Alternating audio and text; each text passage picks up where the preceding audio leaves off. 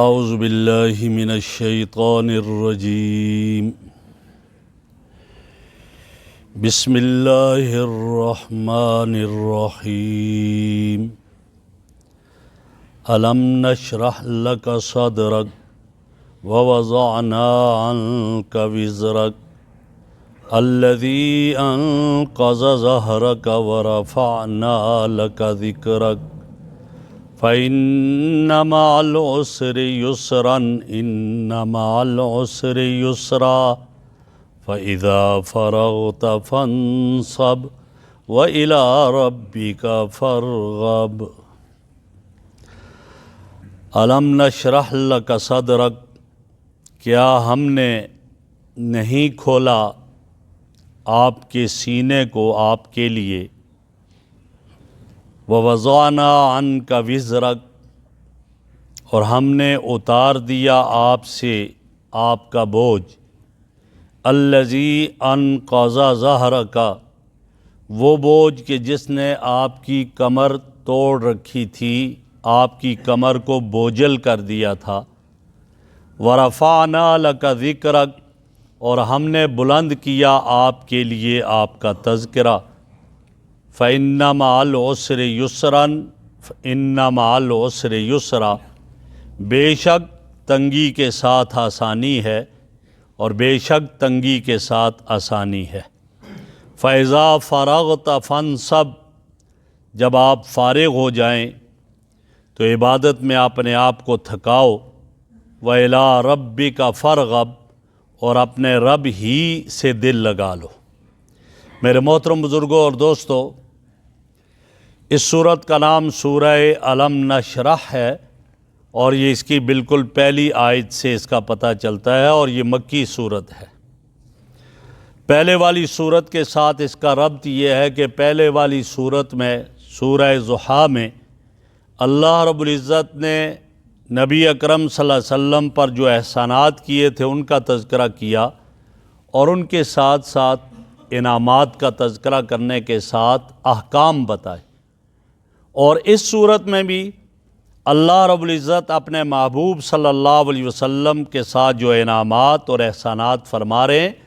ان کا تذکرہ فرما کر آخر میں احکام دے رہے ہیں۔ فرمایا الم نشرح لک صدرک، نبی اکرم صلی اللہ علیہ وسلم جس ماحول میں تشریف لائے مکہ مکرمہ میں، وہ شرک کا ماحول تھا، اور وہ بیت اللہ کہ جس کی تعمیر حضرت ابراہیم علیہ السلام اور حضرت اسماعیل علیہ السلام نے کی تھی کہ یا اللہ کی عبادت ہوگی، اس بیت اللہ میں 360 بت رکھے ہوئے تھے اور ان کی عبادت کی جاتی تھی۔ ہر طرف جو ہے وہ ڈاکہ زنی، ظلم و بربریت کے پہاڑ ڈھائے جاتے تھے، ایسا ماحول تھا۔ اور ایسے سخت حالات اور ایسے ماحول میں اللہ رب العزت کی وحدانیت کا اعلان کرنا، اللہ رب العزت کی توحید کو بیان کرنا، اور یہ کہ اللہ ہی مشکل کشا اور حاجت روا ہے، یہ انتہائی مشکل کام تھا، اور یہ کوئی آسان کام نہیں تھا۔ لہٰذا اس کے لیے ایک حوصلہ کی ضرورت تھی اور کشادہ دلی کی ضرورت تھی۔ تو ایسے ماحول میں اللہ رب العزت نے اپنے محبوب صلی اللہ علیہ وسلم کو نبوت عطا کر کے آپ کو کشادہ دلی عطا فرمائی، اور آپ علیہ السلام کو بلند حوصلہ عطا فرمایا، اور اس ماحول میں آپ نے اللہ کی توحید کا اعلان کیا۔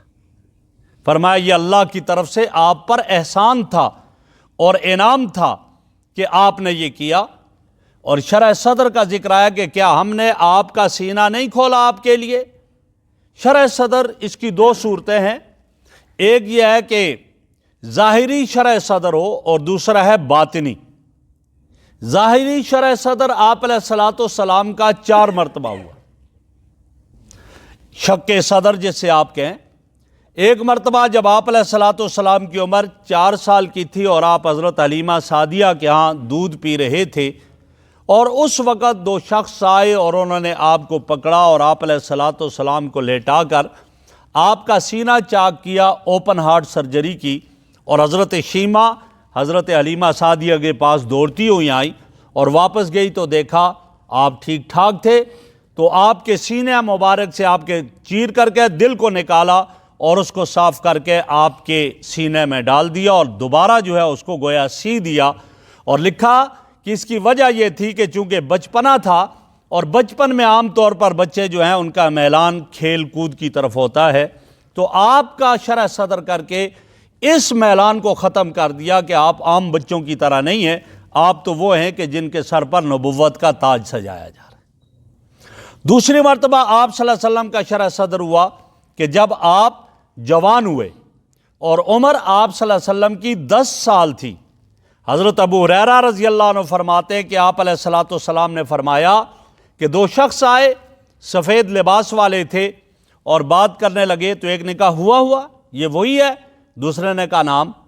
اب مجھے پکڑا اور میرے سینے کو چاک کیا اور دل کو نکالا اور اس کو دھویا اور دوبارہ جو ہے وہ رکھ دیا، اور اس کے بارے میں لکھا کہ چونکہ جب جوان آدمی ہو تو جوانی میں طبی خیالات ہوتے ہیں، طرح طرح کے خیالات آتے ہیں، اللہ رب العزت نے اس طرح کر کے آپ کے دل کو پاک کر دیا، جوانی کے ان خیالات سے بھی پاک کر دیا۔ اور تیسری مرتبہ آپ علیہ الصلوۃ والسلام عمر تھی اور نبوت ملنے والی تھی، اس وقت آپ علیہ الصلوۃ والسلام کا شرح صدر ہوا، اور اس کی وجہ یہ تھی کہ اب آپ علیہ الصلوۃ والسلام پر جو نبوت کا بوجھ ڈالا جا رہا ہے تو آپ کے سینے میں اس کی قبولیت کی صلاحیت ہو جائے، اس لیے آپ کا شق صدر ہوا۔ اور چوتھی مرتبہ آپ علیہ الصلوۃ والسلام کا شق صدر جب آپ کو معراج پر لے جایا جا رہا تھا، اور آپ کو وہاں سے اٹھایا اور لے جا کر زمزم سے آپ کے سینہ مبارک کو چاک کر کے آپ کے دل مبارک کو زمزم سے دھویا، اور دھونے کے بعد پھر جو ہے گویا اس آپ کے دل مبارک کو آپ کے سینہ میں رکھ دیا گیا، تو یہ چوتھی مرتبہ ہوا۔ اور اس کی وجہ یہی تھی کہ آپ بلندیوں پر جا رہے ہیں اور وہاں رب سے ملاقات ہوگی، رب کا دیدار ہوگا، لہٰذا وہ صلاحیتیں آ جائیں۔ لیکن یہاں جو مراد ہے علم نشرح لک صدرک، آپ کا شرح صدر، یہ ظاہری نہیں باطنی مراد ہے۔ اور باطنی سے مراد کیا ہے کہ اللہ فرماتے ہیں ہم نے آپ کا سینہ نہیں کھولا کیا، اس میں علوم اور معارف کے سمندر اللہ رب العزت نے ڈال دیے، اور آپ کے سینے کو کھول کر کے شرح صدر فرما کر رسالت کا جو حق تھا اس کو گویا کہ ادا کرنے کے لیے اور مشکلات کو برداشت کرنے کی صلاحیت ڈال دی گئی، اور اس لیے گویا آپ علیہ الصلوۃ والسلام کا شرح صدر ہوا، تاکہ ایسے ماحول میں جب ہر طرف مشکلات ہوں تو اس وقت گویا آپ علیہ الصلوۃ والسلام اس طرح ہمت کر کے آگے رب کی توحید کا اعلان کرے۔ تو یہی فرمایا علم نشرح لک صدرک، کیا ہم نے آپ کا شرح صدر نہیں کیا؟ ہم نے آپ کے سینے کو کھول دیا، ہم نے علوم اور معارف کے سمندر آپ کے سینے میں رکھ دیے، ہم نے آپ کے سینے میں وہ صلاحیتیں ڈال دی کہ ہر طرح کی مشکلات کو آپ برداشت کریں گے، ہر طرح کے بوجھ کو آپ اٹھائیں گے۔ اور آگے فرمایا وَوَضَعْنَا عَنْكَ وِزْرَكَ، اور ہم نے آپ سے بوجھ کو اتار دیا۔ نبی اکرم صلی اللہ علیہ وسلم کو جب نبوت سونپی گئی تو اس وقت شروع میں یہ آپ بہت ہی زبردست بوجھ محسوس فرمایا کرتے تھے، اور اس بوجھ کی وجہ سے آپ ابتدا میں بڑے بے چین رہتے تھے، لیکن اللہ رب العزت نے آپ کو یہ حوصلہ عطا فرمایا کورس کے نتیجے میں، پھر آپ نے مشکل سے مشکل کام انتہائی اطمینان سے کیا، انتہائی جو ہے گویا سکون کے ساتھ انجام دیا۔ فرمایا وَوَضَعْنَا عَنْكَ وِزْرَكَ، بوجھ اتار دیا۔ اور کون سا بوجھ تھا؟ الذی انقض ظہرک، جس نے آپ کی کمر کو بوجھل کر دیا۔ آدمی پر زیادہ بوجھ آئے، کمر جو ہے وہ جھک جایا کرتی ہے، تو فرمایا ہم نے ایسا وہ بوجھ جو دیا تھا اس کو دور کر لیا۔ اور اس کی ایک صورت یہ ہوئی کہ اللہ رب العزت نے آپ کو باطنی طاقت اور قوت عطا فرما دی اور آپ کا شرح صدر فرما دیا، اور اس بوجھ کو اٹھانا آپ کے لیے آسان ہو گیا۔ اور دوسری صورت عالم اسباب میں اللہ نے آپ کو صحابہ کرام کی جماعت عطا فرما دی، حضرت ابوبکر، حضرت عمر، حضرت عثمان، حضرت علی رضی اللہ عنہم، حضرت طلحہ، حضرت زبیر، حضرت عبداللہ ابن مسعود رضی اللہ عنہم، حضرت عمار، حضرت یاسر، اس طرح کے حضرات صحابہ کرام آپ کو یہ جماعت عطا کر دی کہ وہ ایسی جماعت تھی کہ ہر طرح کی مشکلات کو انہوں نے برداشت کیا، تکلیفوں کو برداشت کیا، اور تکلیفوں کو برداشت کر کے جو آپ کو مخلص ساتھی اور جانباز ساتھی عطا فرمائے تھے، وہ اپنی جان پر کھیل کر بھی حق کی آواز کو بلند کرتے رہے، اور انہوں نے اس کو گویا کہ نہیں چھوڑا۔ تو فرمایا آپ کا بوجھ ہم نے اس طرح ہلکا کر دیا کہ ہم نے آپ کو آپ کے یار عطا کر دیے، آپ کے صحابہ عطا کر دیے، جنہوں نے اپنی جانوں کو مشکلات میں ڈالا لیکن آپ کو کبھی تنہا نہیں چھوڑا، اور اس کلمے کی بلندی کے لیے جگہ جگہ پہنچے اور انہیں ہر طرح کی قربانی انہوں نے دی۔ فرمایا یہ ہم نے آپ کے لیے اس بوجھ کو ہلکا کر دیا اور آپ کے ساتھ یہ آگے فرمایا وَرَفَعْنَا لَكَ ذِكْرَكَ، پہلا انعام تھا شرح صدر، دوسرا انعام تھا کہ جو بوجھ دیا تھا اس بوجھ کو آپ سے دور کر دیا، اس کی ثقل کو اور اس کے بوجھل ہونے کو ہٹا دیا، اور تیسرا انعام فرمایا وَرَفَعْنَا لَكَ ذِكْرَكَ، ہم نے آپ کے ذکر کو آپ کے لیے بلند کیا۔ کتنا بلند کر دیا میرے آقا کے ذکر کو کہ 5 وقت پوری دنیا میں جہاں اذان ہوتی ہے وہاں اشہد ان لا الہ الا اللہ کے بعد اشہد ان محمد رسول اللہ ضرور بلند ہوتا ہے۔ گویا یوں کر دیں، اگر آپ غور کریں 24 گھنٹے میں کوئی لمحہ خالی نہیں ہوتا جہاں آپ صلی اللہ علیہ وسلم کا تذکرہ نہ ہوتا ہو۔ نماز پڑھتے ہیں، چاہے فرض نماز ہے، چاہے نفل نماز ہے، چاہے جو ہے وہ وتر کی نماز ہو، کوئی بھی نماز ہو، نماز پڑھتے ہیں تو وہاں اس میں التحیات کے بعد درود شریف پڑھنا لازمی ہے، درود شریف پڑھتے ہیں۔ تو گویا کہ جہاں میرے رب کا تذکرہ ہے وہاں محمد رسول اللہ صلی اللہ علیہ وسلم کا بھی تذکرہ ہو گیا۔ تو فرمایا وَرَفَعْنَا لَكَ ذِكْرَكَ، اللہ فرما رہے ہیں کہ جہاں میرا ذکر جہاں بلند ہوتا رہے گا، میرے محبوب آپ کا بھی ذکر وہاں بلند ہوگا، میرے نام کے ساتھ ہوگا، چاہے شہروں میں ہو، چاہے دیہاتوں میں ہو، چاہے پہاڑوں میں ہو، جہاں بھی ہوگا وہاں آپ کا تذکرہ ہوتا رہے گا، آپ کا ذکر بلند رہے گا۔ یہ میرے آقا صلی اللہ علیہ وسلم کی شان ہے، اور میں نے عرض کیا کہ روئے زمین پر ہر وقت میرے آقا کا تذکرہ ہوتا ہے۔ کیوں؟ جہاں اللہ کا ذکر ہے وہاں آپ صلی اللہ علیہ وسلم کا ذکر ہے۔ اور اذان کے حوالے سے لکھا ہے بڑا زبردست کہ صبح جہاں سے اذان شروع ہوتی ہے اور دوبارہ چلتے چلتے چلتے پھر اذان وہاں پہنچ جاتی ہے، اور ہر وقت آپ کا تذکرہ کسی نہ کسی ملک میں اذان چل رہی ہوتی ہے، اور وہ ہر لمحے چل رہی ہوتی ہے اور آپ کا تذکرہ اس میں ہوتا ہے۔ تو یہ فرمایا کہ ہم نے آپ کے ذکر کو بلند کر دیا۔ اب اس کے بعد آگے بتایا فَإِنَّ مَعَ الْعُسْرِ يُسْرًا إِنَّ مَعَ الْعُسْرِ يُسْرًا۔ ظاہر ہے کہ ابتدا میں مشکلات آئیں، آپ علیہ السلام دین کی دعوت دینے لگے، توحید کی دعوت دینے لگے، مشکلات آئیں۔ حضرت موسیٰ علیہ السلام نے جب دعوت دی تو فرعون کس طرح مقابلے میں آیا اور کیا دعا کی؟ رب شرح لی صدری ویسر لی امری، اللہ میری شرح صدر فرما دے۔ اور میرے آقا نے جن کے خلاف آواز اٹھائی وہ بھی اپنے وقت کے فرعون تھے، ابو جہل، ابو لہب، لیکن یہی ہوا اللہ نے پہلے بتا دیا کہ ہم نے آپ کا شرح صدر کر دیا۔ لہٰذا یہ مشکلات آئیں گی ابتدا میں، لیکن ہر مشکل کے بعد آسانی ہے۔ فَإِنَّ مَعَ الْعُسْرِ يُسْرًا، ہر مشکل کے بعد آسانی ہے۔ اور عربی کا قول مقولہ ایک ہے اور قانون ہے کہ معرفہ کا اعادہ معرفہ کے ساتھ ہو تو ایک ہی ہوا کرتا ہے، اور نکرہ کا اعادہ نکرہ کے ساتھ ہو تو 2 ہوا کرتے ہیں۔ العسر پہلے ہے، پھر العسر ہے، یہ معرفہ ہے، لہٰذا ایک مشکل ہوگی، ایک تنگی، اور یسرا نکرہ ہے تو معنی یہ تھا کہ ایک مشکل پر اللہ آپ کو 2 آسانیاں عطا فرمائیں گے۔ اسی لیے عربی کا ایک شعر ہے اذا اشتدت بک البلویٰ ففکر فی الم نشرح،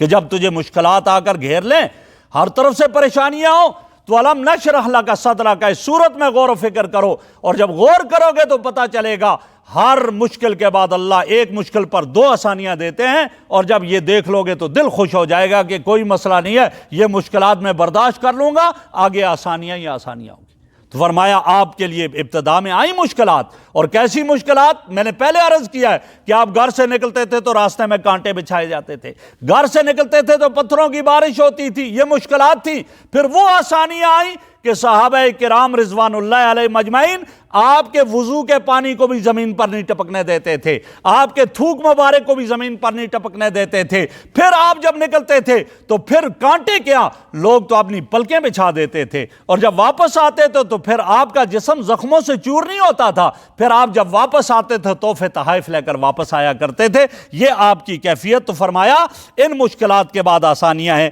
آگے فرمایا فَإِذَا فَرَغْتَ فَانْصَبْ، جب آپ فارغ ہو جاؤ تو فَانْصَبْ، فرمایا اپنے آپ کو تھکا دو، جب عبادت سے فارغ ہو جاؤ تھکا دو۔ اس کی ایک یہ تفسیر کیا مفسرین کرام نے، معنی یہ ہے کہ آپ جب نماز پڑھ لو تو نماز کے بعد خوب دعا کرو اور اتنی گریا ازاری دعا میں کرو کہ اپنے آپ کو تھکا دو۔ پتہ چلا دعا ضروری ہے، ہم دعا سے بھاگ جاتے ہیں، نہیں دعا کرتے۔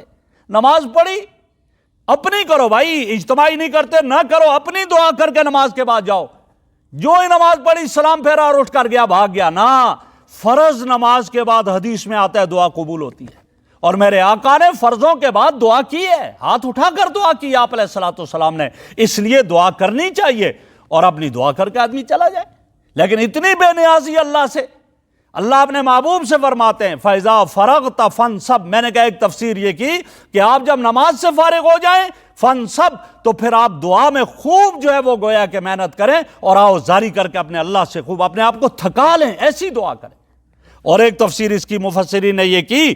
فرمایا کہ فَإِذَا فَرَغْتَ فَانْصَبْ، میرے محبوب جب آپ جہاد سے فارغ ہوں فَانْصَبْ، پھر عبادت میں اپنے آپ کو لگا دیں اور خوب تھکاویں۔ اور یہی حال تھا صحابہ کرام کا، دن کو جہاد ہے تو رات کو اللہ کے ہاں عبادت ہی عبادت ہے یہ۔ اور ایک یہ تفسیر کی گئی کہ آپ جب فرائض سے فارغ ہوں فَانْصَبْ، تو پھر آپ نوافل میں مشغول ہو جائیں اور اپنے آپ کو نوافل میں تھکا دیں ایسا۔ اور ایک یہ بھی تفسیر کی کہ جب آپ تبلیغ سے اور حق کی دعوت سے فارغ ہو جائیں تو پھر اس کے بعد خوب عبادت کیجئے گا، خوب استغفار کیجئے گا۔ وَإِلَىٰ رَبِّكَ فَارْغَب، اور اپنے رب کی طرف دل لگا لو، اپنے رب سے تضرع کرو، عاجزی کرو، اس لیے کہ وہ رب تضرع اور عاجزی کو قبول کرنے والا ہے۔ جب اس کے سامنے دعا کرو گے تو وہ رب کبھی بھی تمہیں اس طرح خالی واپس نہیں لوٹائے گا۔ تو میرے بھائی، میرے آقا صلی اللہ علیہ وسلم کو یہاں آپ کے احسانات کا تذکرہ کرنے کے بعد کہ اللہ نے جو احسانات کیے، اس کے بعد آپ کو جو حکم دیا،